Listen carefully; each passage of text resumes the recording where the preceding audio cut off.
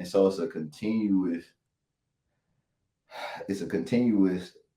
um, kind of acknowledgement that you have to continuously work on yourself to help others, because you can only take people as far as you go.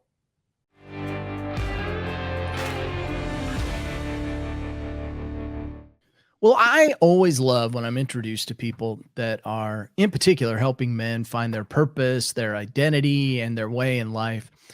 That sounds really simple, but dude's going to do what they do. They don't always ask for help when there was a problem. And so today, we're going to talk about that a little on the True Man podcast. So, welcome to the podcast, Dr. Terrence Johnson. Now, he is the co-founder of iProgress, whose mission it is to help individuals, organizations, and communities shift towards a path that aligns with their purpose. You got to love that. And Terrence is a licensed professional counselor who believes any obstacle can be overcome by trusting in one's ability. Amen to that.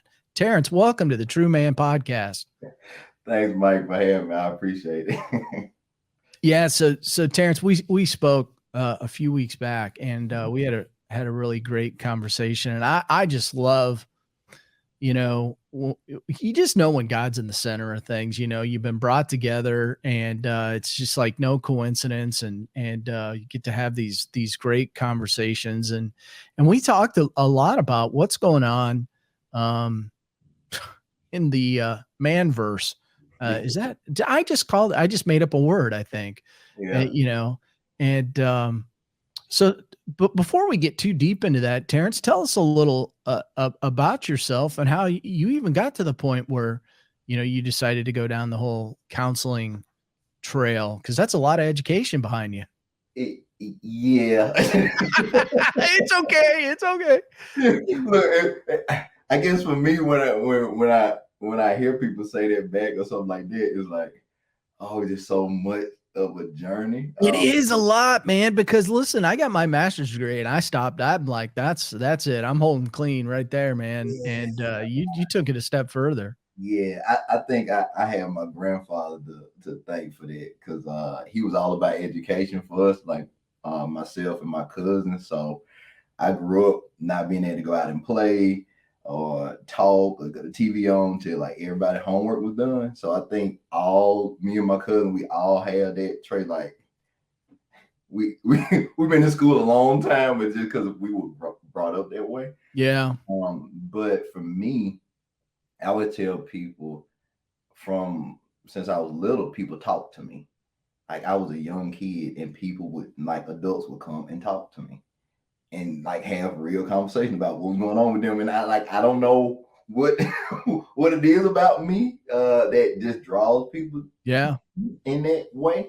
But that's what happened.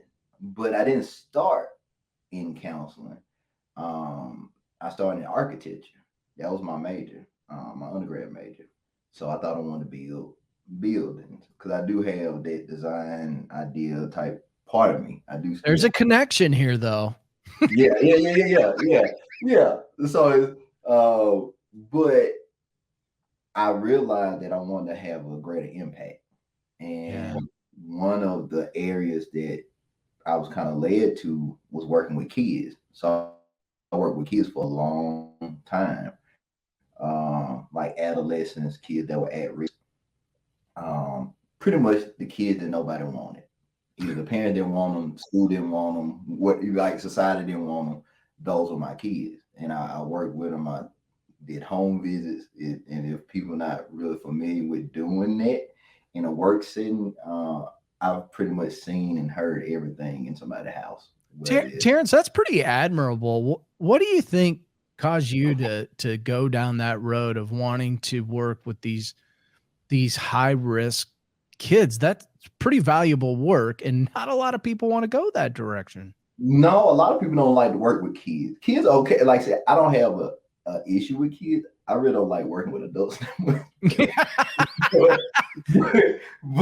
we got problems too. But with kids, I think is because you can, if you catch them at the right point, you can catch them where you can still have some influence of where their life goes.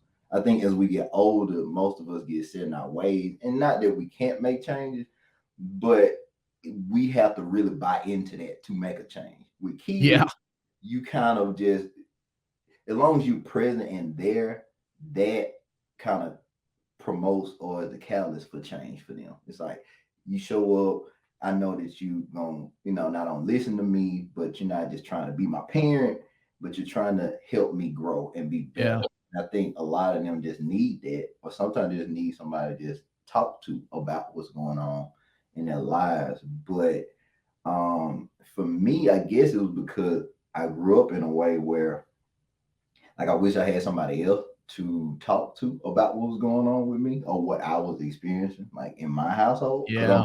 I grew up an only child, so I think for me, and I'm introverted too, so I was I didn't say a whole lot.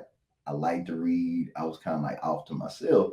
But when you're growing up, you're a teenager, you have all these thoughts and you have these things, you're growing and things are changing around you, and then you're in a home environment that has a lot of stuff going on, you can internalize a lot of that.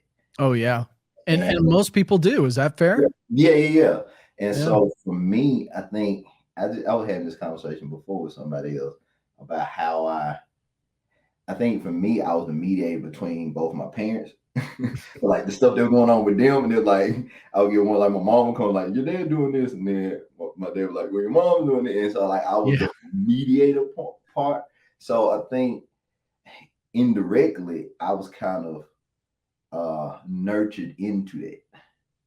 Even though I had a sense of that, I think it nurtured that because of the environment I was in. And then I went to college and I was like, I'm tired of that. Like I just want to live, but I don't want to be a part of all of that stuff that was going on. And that's why I found myself in architecture. But I had a pull, like I wasn't gonna be able to make the impact that I wanted, because I was like, well, how do I help other people with like houses or designs? And not that it's not ways to do that, but I didn't feel like I could make the best impact. And so I changed my major. And they were like, how you get from architecture to psychology? And it's like, and I tell this story too. Ironically, freshman year in they call them residence halls now. That's right. Like politically correct. Well, they're not dorms anymore. More so, but I can't keep up with all this terminology. Yeah. Like I just know that because I did a lot of work in student affairs too. So people in student affairs, like I'm trying to honor y'all. But so our freshman year where we stayed, somehow people started to come to our room, and like me and my roommate room, and they're like knocking on the door, like, hey, is Terrence here? It's like, yeah, I'm here. Hey man, somebody told me I need to come. You the person to talk to. I was like, how I become like the staff counsel? Like, you put a sign up on the door. I didn't put a sign, like I don't know how or what happened or whatever, but that's what started to happen. And I was like, well, I mean, if people gonna always end up talking to me, I might as well like go ahead and do it and for because they people just talk to me. Yeah. And so, but what I found was I learned, I think counseling is one field that gives you an accurate depiction of the world. It's almost what I almost describe it kind of like the Matrix. So if you're not in that field, everyday people think what they see is the world. We see the real world. It's like once you in it, it's like, oh wait, oh this was going on. Like what's behind the veil, right? Yeah, and it's like you can't unsee it after you see it. So like it is like once you unplug, it's like, oh wait, it's so much stuff going on that nobody knows about. And that is a real interesting thing to notice, I think, because commonly the common conversations I've had in a lot of men's groups, right, is that guys wear a mask, they pose, they're not necessarily always real or authentic. And I shouldn't say just guys. I mean, this is people Right. in general, Right. but it's a common conversation that, you need to not hide behind that mask. But this is really kind of a gigantic problem, isn't it? I mean, this is essentially what you're talking about, is that people show up, they sit down on the Mm-hmm. couch, and all of a sudden, here's the real me that doesn't look anything like their pictures on Mm-hmm. Facebook or Mm-hmm. or or what have you. But in your experience in that, do you see people really find freedom in that, just being able to let that garbage out and just let it down? So I answered this in like 2 or 3 ways because my answer He's gonna is cover. Now he's an attorney. Okay, here we go. yeah. So, so because how I learned or how I was taught therapy works and how it actually works in real time is two totally different things. Mm, People's perspective of what therapy is and what it really is two totally different things too. So, one of my issues, and I'm gonna touch on it because it can be a soapbox for me because I really have an issue with it. Is a lot, pretty much all of us start in community mental health. So we all start where we have this like low paying job. We have like 50, 60 people on our caseload. We just burn our cars out. We do home visits. We just run, run, run, yeah. and we expendable. Pretty much is like paying your dues. It's like where everybody starts. You don't like it, you don't stay long. You get in, you get your experience. You're gonna get your license, you get your hours, and you get out. Because you can't really have effective change Yeah. because you're seeing so many people. And it's like, how can I really get down into what's really going on with you if I got 10 other people or 5 or 6 other people I got to see in the same day?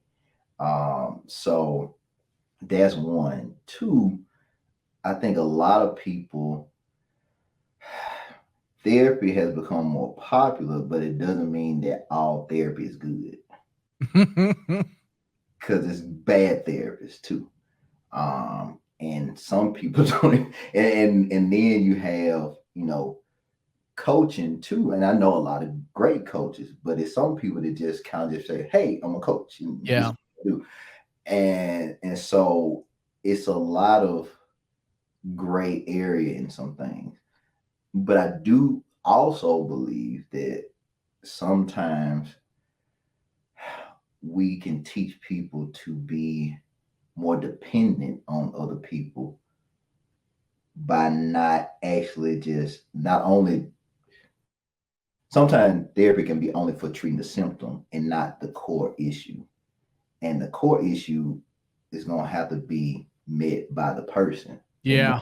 the therapist. Absolutely. And so Yeah. so for me, not all, but some therapy is not empowering to where it's teaching people to then get back to their own life and really managing life the way it fits them. And it's a money issue in therapy too, which is a whole other thing where is as long as we get keep you in and keep you coming, then we know we got a consistent money coming through. Yeah. Versus like once you get well, then you closed out and then you go. And not saying that if you need, some check-ins or whatever, it's not available. But sometimes I think it could it's not as effective because one thing as a therapist you have to watch is you can sometimes become arrogant in your skills and you feel like, well, people need me, or you have more of an inflated ego sense of yourself because you're in with people in the most vulnerable state. So the things that you say or do to them, or it's a quote. I can't remember what book it's from, but it's like as a therapist, you have many clients, but for your client, they only have one therapist. Right. Right. So for your client, they see you and hold you in such a high esteem because they spend time with you. And what you have to say holds a lot of weight for them. But for you as a therapist, it's like I got 10 other people to see this week. And like I might not even remember all the stuff that I tell somebody, Yeah. And so it can, you had to just be mindful of it. And so I think for me, great therapy teaches people how to be more of themselves. Um, I think good therapy or just therapy in general just treats people's the symptoms and makes them feel better about what they came for, but doesn't really help them in a holistic way. Yeah. Well, I mean, for me, that makes total sense. Of course, I've looked at this. Then that's, so from a coaching perspective, from what I do, I look at it as in it's similar right off the bat that you do, which is basically you have all the answers inside you. It's my job as a coach to ask the right questions and bring it out of you. And oh, and by the way, I can't help you if you don't want to do the work. And I'm going to ask you to do some work. I can't fix you. I don't want to fix you. I mean, I want to fit. I don't want to, I don't like that term fix, right? Because that's a term everybody always migrates to. And I think that's a bad choice of words. What we want to try to do is improve. And that's going to require some discovery on your part, not mine. Right? I can't discover for you. Right. You're gonna have to discover yourself. Right. Any way you slice it, I think, and the way I look at this too is that I'm limited in what I can do. If somebody came to me, I can't help somebody get off drugs. I can't help somebody if they're an alcoholic. I can't help somebody if they've got some kind of major addiction. That's not me. That's, I'm gonna find, more help for that person. But I worry more about, because I read these statistics and you know better than I do. I mean, the mental health crisis going on in this country and is pretty bad right now. And I think a lot of it stems from just loneliness and isolation and not having anybody to talk to. You talked about having a community. So many people just don't have a community to go to, or they don't know how to find it. Or I think there's plenty of stuff out there, but people don't take action to go find it. And it's just so critical, I think. Mm-hmm. But I think too, it's a lot of people don't know where to start as far as finding resources. But I would also say, I think mental health as it's kind of an umbrella term. So the spectrum of mental health, you kind of have illness, but you have more wellness is also in there too. Yeah. And then you also have kind of not even self-care, even though I will put that in there, but I usually like to say self-awareness than self-care. So it's more of a holistic thing. So I think if you just look at mental health as like what you're thinking about, what you're feeling, then it's missing so much because it's so many things that influence what you think and how you feel. Yeah. And if you're just looking at okay, well, let's change your thinking patterns. Okay, let's give you more tools to help you either frame how you feel or to redirect some of your emotions or to have outlets for your emotions. It's still missing the point because and it's one thing that I would think about too, especially with community mental health. You have a client and then it's like, oh, they have a diagnosis or whatever, you working with them on something. But if I'm afraid that my house is gonna get foreclosed on, or if I'm gonna have food for the next day, I don't care how I feel. Like I need my basic needs met first before I can even process that. And I think a lot of times people don't understand that point. It's just like, oh, well, they just go to like, oh, well, you just need to kind of get something to balance you out or whatever. It's like, no, I need food. Like, I need heat. I Just, need. I think Maslow created a whole chart on that, didn't he? Yeah. But and so for me, I also feel that, and it's kind of how the answer to like what I do has evolved too, because that's another question that has evolved for me. But I also feel that mental health is a purpose issue too. And I think a lot of times when we're not in the place that we should be, as far as purpose wise, it causes a lot of mental health type issues because we know it's something that we're called and led to do. And either because our circumstances or where we are or what we need to do, we feel like we're stuck. And then we go to things that can be harmful to ourselves because like I don't like this, but I need something to cope with this now. And I might not choose the correct thing, but it's not that I always want the negative coping. It might be what's available to me or all of what I know. And a lot of times what's easy, right? Yeah. Easy to turn to drugs and alcohol, unfortunately. Yeah. It's easy. Yeah. So it's not a judgment thing. And I think a lot of time people would judge people for that because like, oh, well, you shouldn't do that. Or, they like, oh, to fix it. That. Yeah, but if I'm in debt and I got all the other stuff to do, like, hey, look, I might need something today. Yeah.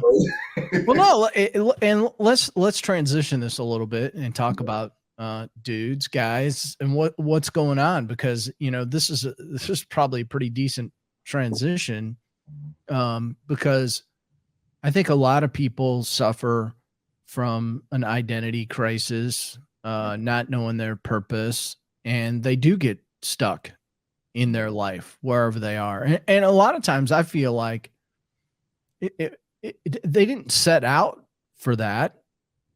Sometimes just life, that's the way life goes. And then you're like,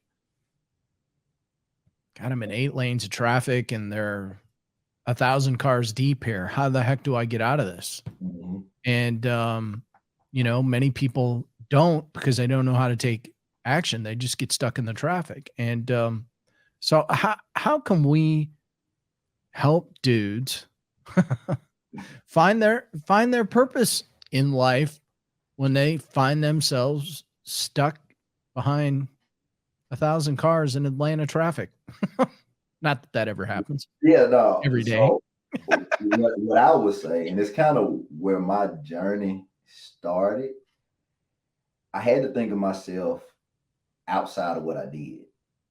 So I can't consider myself as a therapist or a life professional counselor as that's me. Those are things that are attached to me, but I don't operate from that mindset now. Yeah. Even like professor when I was teaching and I did a lot of stuff in the church. So I had all these different roles and titles and all that. And each one had a different hat, a different role, different speak, different whatever. And it's like I just got exhausted from all of that. Yeah.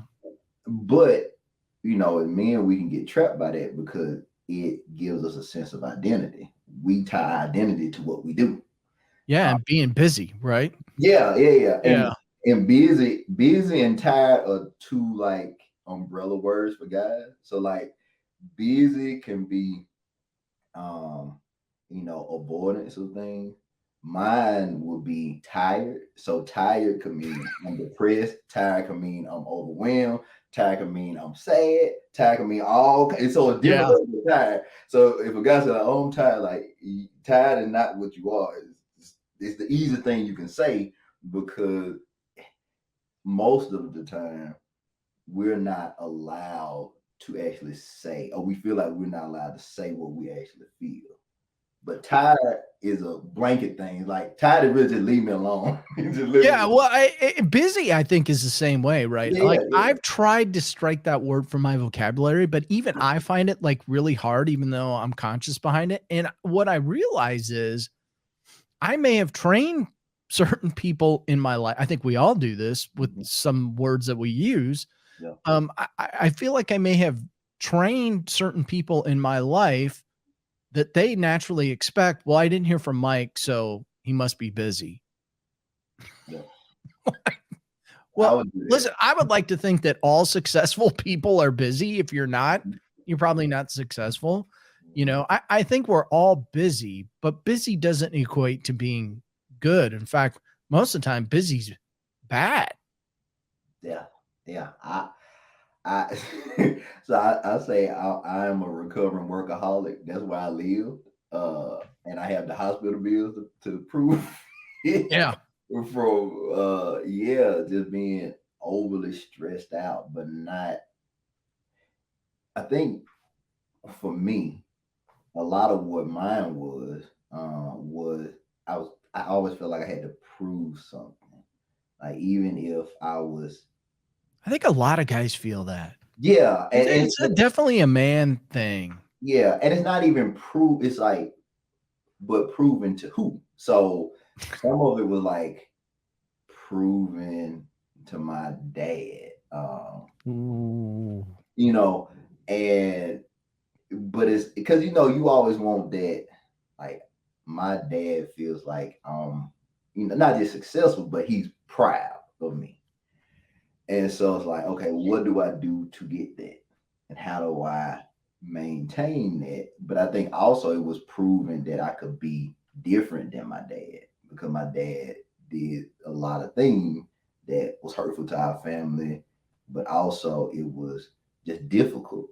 And so I was like, okay. And it was something like my mom would tell me when I was young, she's like, don't be like your dad. So that was like trained in it was like right into my head, like, don't be like your dad. Isn't it crazy how those things you reflect back on them now? And there was no evil intent behind that thing. None at all. Right. But man, does that plant seeds in your subconscious. Right. And so it's like I became, and because like I said, because growing up, I had to grow up fast. Like so my dad was in and out the house and all that. So I became the man of the house real early. And it's like it didn't go away. So it's like I kind of replaced my dad in the decision making for a lot of things. And so my mom kind of relied on me for a lot of things too. So then that's why I think people say I have an old soul because I gravitate towards older people. People my age, I don't really, and not that I don't get them. I just had to be so like responsible and serious and like make like hold stuff together. and like I said, I got a whole other story that really shows how they magnified. But also it's where was I in that, and then how did, like you said, like the mask or like the imposter, whatever, that got magnified by what I did, because then I started like, oh well, I'm different, so I'm gonna help people. Then I can overextend the help, and then I burn myself out. Yeah. But that help then reinforces my identity because, like, look, I'm helping people. Look at the good I'm doing. But the flip side of it is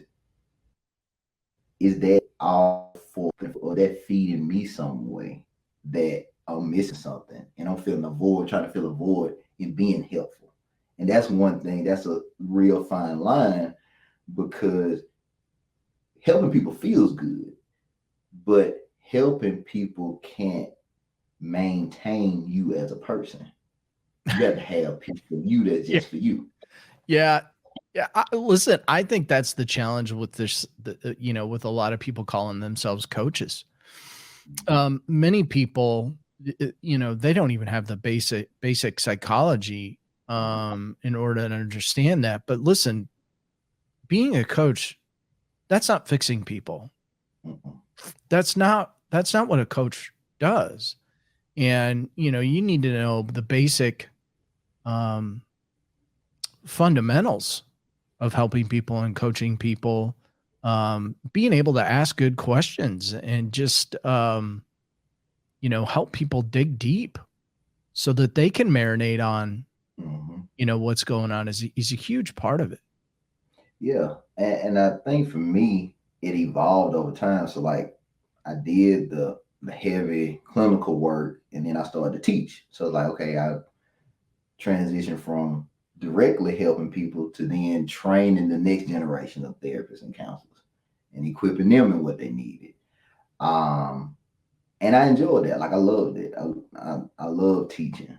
Um, and it gave me a way to give them what I didn't get and show them different things that what will come about the work, because it's one thing to do the work, and it's another thing to handle the impact of the work that you do, because Oh yeah. what I'm saying, Yeah. it's totally different, and people don't tell you about how, certain things you're working with other people, how to impact stuff that you still working on, or you might have somebody that come in and you helping them, and then they're doing something that you're not even doing, so it's like, oh wow, okay, this is another area I got to work on, and so it's a continuous um kind of acknowledgement that you have to continuously work on yourself to help others, because you can only take people as far as you go. It's this is going to be a funny analogy. I remember um back when I was in South Carolina, we lived at a golf club. And I remember walking into the pro shop one day and the club professional said, "Did you just see how fast you walked in here?" I'm like, "What?" He's like, "Do you see how fast you walk from the parking lot to the, and oh, and by the way, you realize you're now going to take that to the course. You need to slow it down, Mhm. dial it back." And it was an interesting conversation, and I won't go into all the detail that we had, but he recommended a book which I read. Um, Doctor by Dr. Bob Rotella, who's kind of the godfather of golf psychology. Mhm. And you know what I started doing? I actually started it from my home to the course. I would drive a slower speed. I would drive right at the speed limit, which is very unusual for me. Okay, I will Mhm. admit it. I would drive like right at the speed limit. I would get to the course. I would get out of my car, and I had this whole sequence of things I would do, and I would just like slow down, and the whole idea was just, I'm just trying to relax myself, put myself in a meditative state so that I can go out and enjoy it, because when you speed up, like everything speeds up, Mhm. and you can't you it's hard to slow down once you sped up the process. So that was kind of an eye-opening from a golf pro who, golf pros are basically psychologists, by the way. But I thought that, I've used that in different areas of my life. In fact, over the holiday season, this last year, I realized and the reason I even tell that story, Terrence, is I was thinking about that because, you know, when you go to make an impact on people's lives, you typically start a business. And oh, and by the way, nobody really teaches you how to start a business, even if you went to business school. It's not the same. I'm sorry. I mean, Mhm. it's just not. And so, what I realized was that I needed to just slow down in order to speed up. And that there were certain things that I needed to either eliminate or things I needed to add.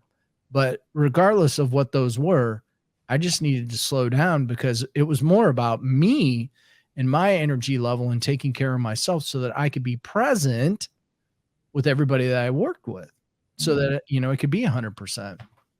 So, I guess that's my story about slowing down in order to speed up, because there's just a lot of this stuff about helping people and making an impact that directly can affect you in a bad way if you're not careful. Yeah, like the same thing for me with switching gears and like quitting my teaching job. Like I quit, and because it was like it was just wearing me out. Yeah.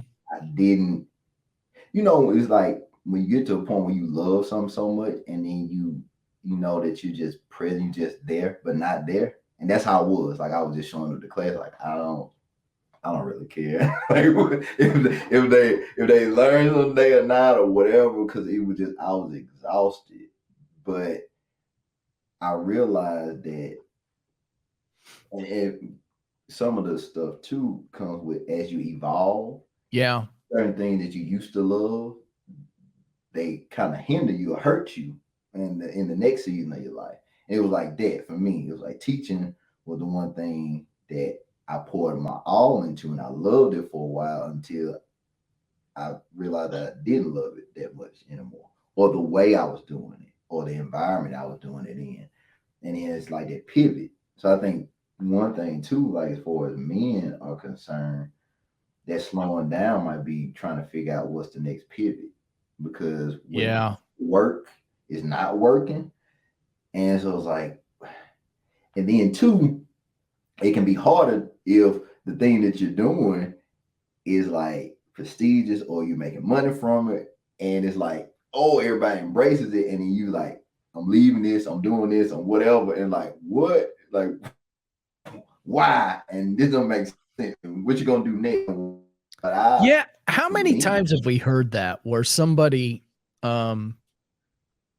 something happens in their life and they go from like here to like running a mhm, nonprofit or something like that. And everybody turns around mhm, and they're like, well, why would you do that? mhm. Now, the funny Yeah. thing of it is I'm at a point in my life where I can think of 1,000 reasons why somebody would do that. Mhm. Yeah.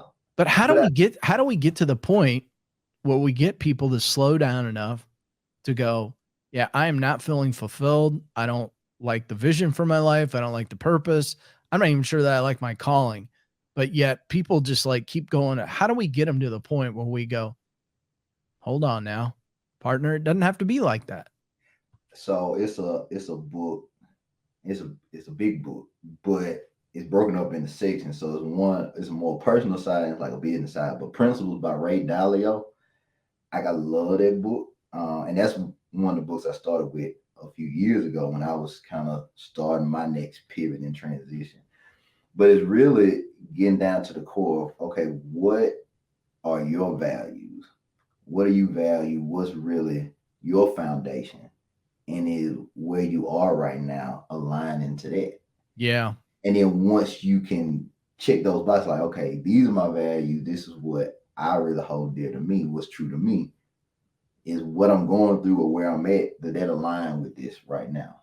And so I think for him, what he says is like, if you know your principles, it makes it easier for you to make decisions that it might be hard for people to understand, but you have peace with it because you understand exactly why. And I think for me, that's what the same thing for me. Once I kind of cleared those values and whatever's like, okay, I got to go because now it doesn't align where I'm at right now. It used to, but it's not now. Right. And so that's what, and a lot of people I learned over the last few years, a lot of people had a lot of stuff to say about that. They didn't come and tell me about it, but it was like background chatter with a lot of different people. Like, why would he do this? And all that kind of stuff. But I didn't care because I knew that it wasn't. I'm not saying like I did it and it's like, oh, like this drastic thing. It was over a period of about a year and a half. Yeah. Well, sometimes, these things, they take time to play out. And I'm feeling this way. And it's getting stronger and stronger and stronger. And I can't fight it. And I can't say that I don't feel it now. So now, okay, it's filtering it out. It's like, okay, is this a me thing? Like, is it some just in me that's like, oh, somebody wronged me or something? Or is it like, if I don't make this change, something in my life is not going to happen? Or it's like, I'm not going to have the life that I want.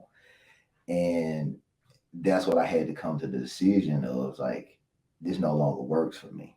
and I left.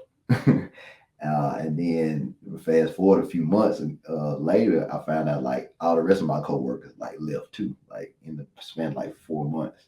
So like, so I kind of sensed where things were going. Like, yeah, I'm out. I gotta go.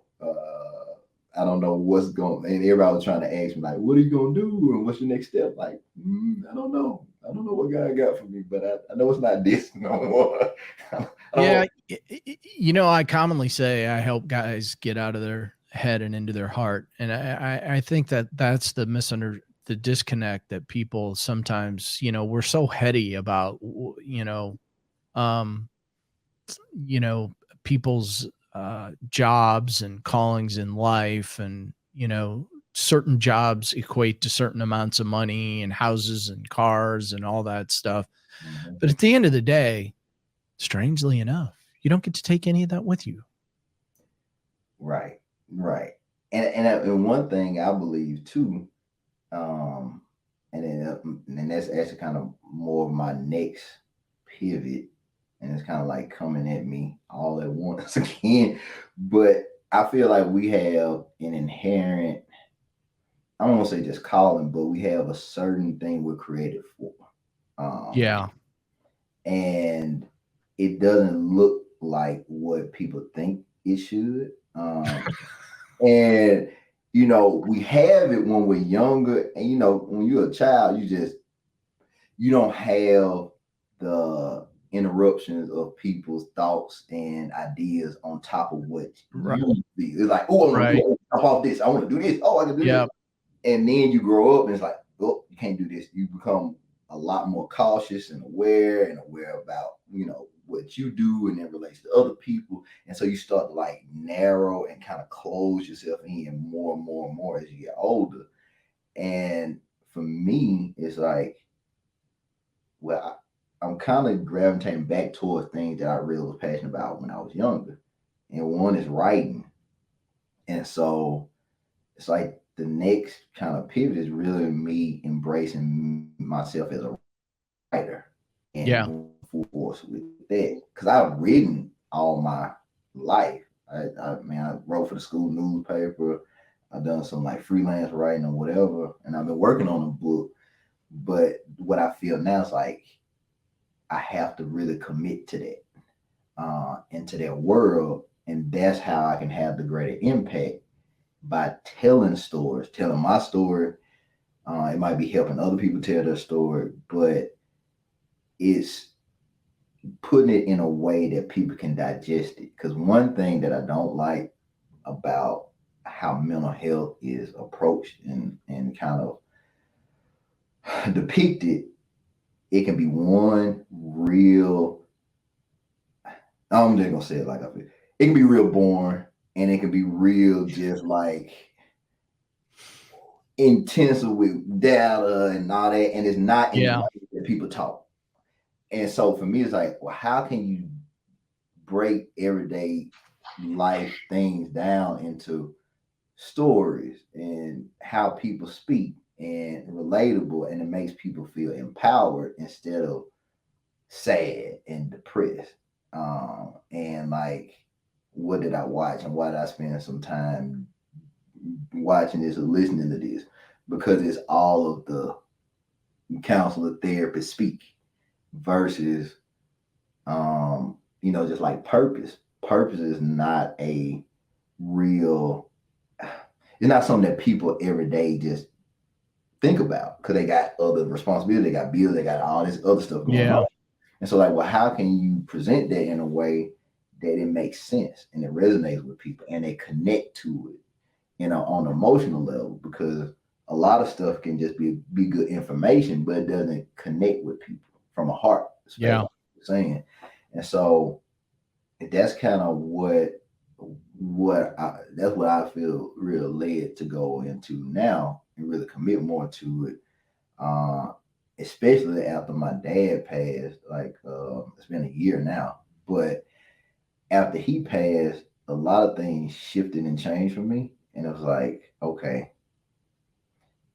time is not promised to you. It's not promised to any of us, but you don't have as much time to do these things you've been putting in journals and doing drafts, and you just got them saved. Yeah.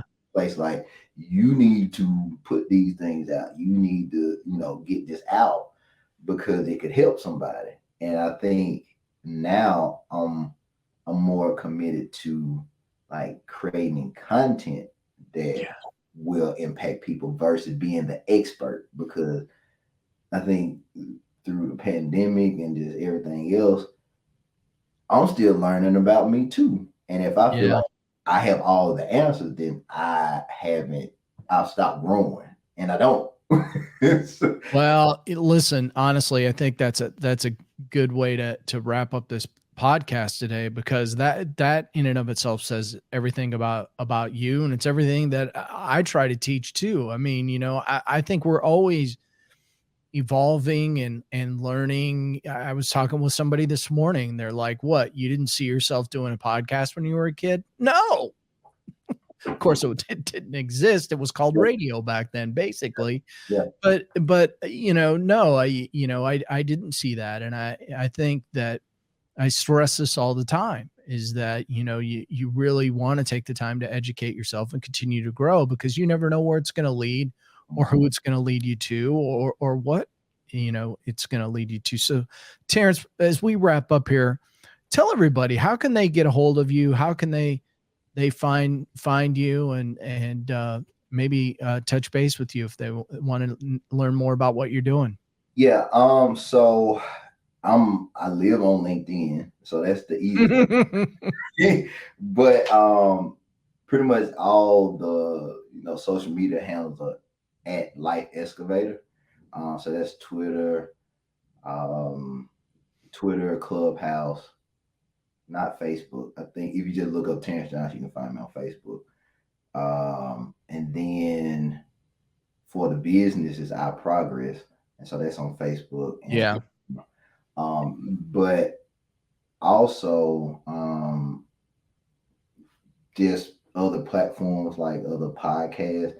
I am gonna create like a landing page that has like clips of different recordings of kind of like interviews I've Yep. done. The next thing will be the podcast. I have to do my podcast this year. I've had so many people fuss at There me. you go. I'm inspiring him. I had so many people fuss at me the last couple months, like, why have you done it, all that, and so that will be coming. And also, I'll be doing more writing. I've done two articles. I'm working on now about what I learned from 2020. That's what I'm working on now. And yeah, I think It's all good. We'll put your contact information in the show notes, so everybody will be able to get a hold of you. But Terrence, hey, great discussion today. It was kind of fun to just hang out and talk guy stuff, and just really appreciate you coming on the True Man podcast. Yeah, no, thanks. I appreciate it. All right. Take care. All right.